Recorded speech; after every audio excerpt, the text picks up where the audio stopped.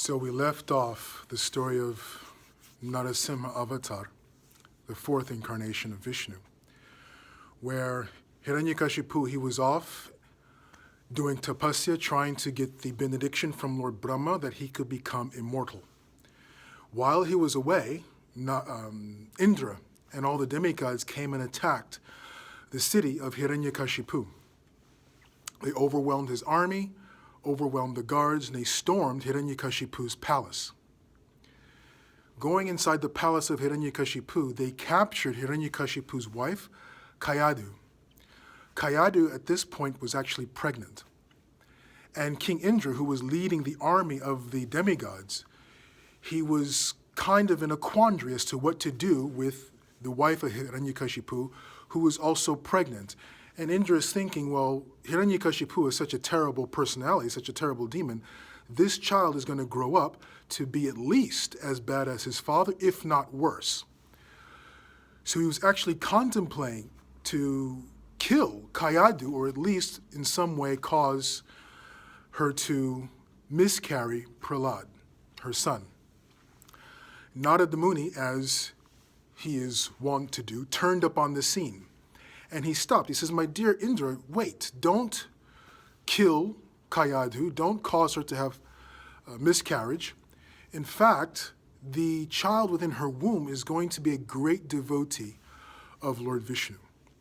So Indra says, well, what do I do? I mean, here is the child of Hiranyakashipu.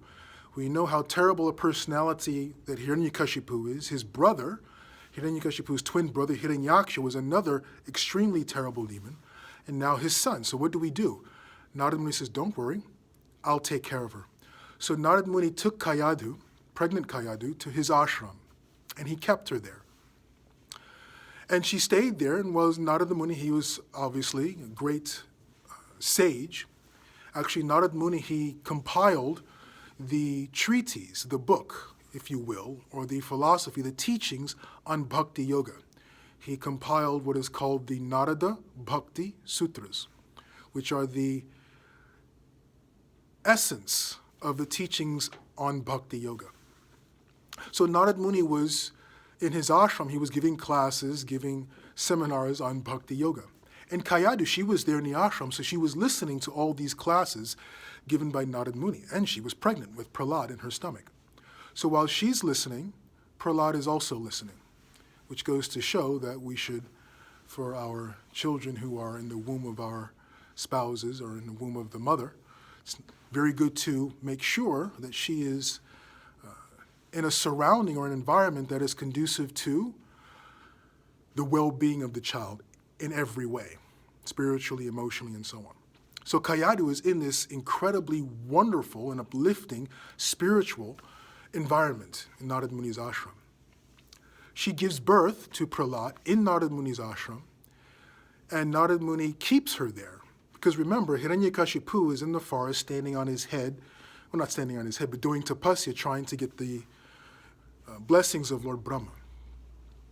So Hiranyakashipu, he gets the blessings of Lord Brahma, as we talked about in the previous class. And now he returns back to his city, Hiranyakashipu. He is now essentially immortal. He cannot be killed in the sky, in the water, on the land, inside, outside, not by an animal, not by a human being. In so many different ways he cannot be killed. So he is almost, or essentially immortal. He returns back to his kingdom, and now he's looking for his wife, Kayadu. So Narada Muni, he comes with Kayadu, and Prahlad Maharaj is now a 5-year-old boy. So Narada Muni says, my dear king, Hiranyakashipu, here is your wife Kayadu, I've taken care of her, here is your son Prahlad.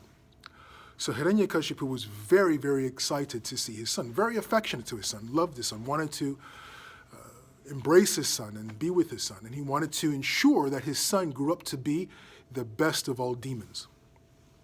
So he called 2 teachers to teach Prahlad. So he's going to send Prahlad off to Gurukula. Actually, Asurakula. He called these 2 teachers. They were named Sanda and Amarka. So Sanda and Amarka were the sons of Sukracharya. Sukracharya, we're going to learn about him later on in the next avatar of Vishnu, he plays a prominent role. So Sukracharya's two sons, Sanda and Namarka, were the Gurukula teachers or the Asurakula teachers of Prahlad Maharaj. So Hiranyakashipu called him. He says, I want you two to make sure my son Prahlad learns all that he needs to know to become even a more powerful demon than I am. I want him to learn how to manipulate. I want him to learn how to destroy anyone he defines as an enemy. I want him to also have a clear enmity towards Vishnu, because we know Hiranyakashipu has a strong enmity towards Lord Vishnu, because Vishnu, in the form of Lord Varaha, killed his twin brother Hiranyaksha. There's also a backstory between Hiranyaksha and Hiranyakashipu we'll go into later. So Sanda and Namarka, these two sons of Sukracharya, they took Prahlad off to Asurakula.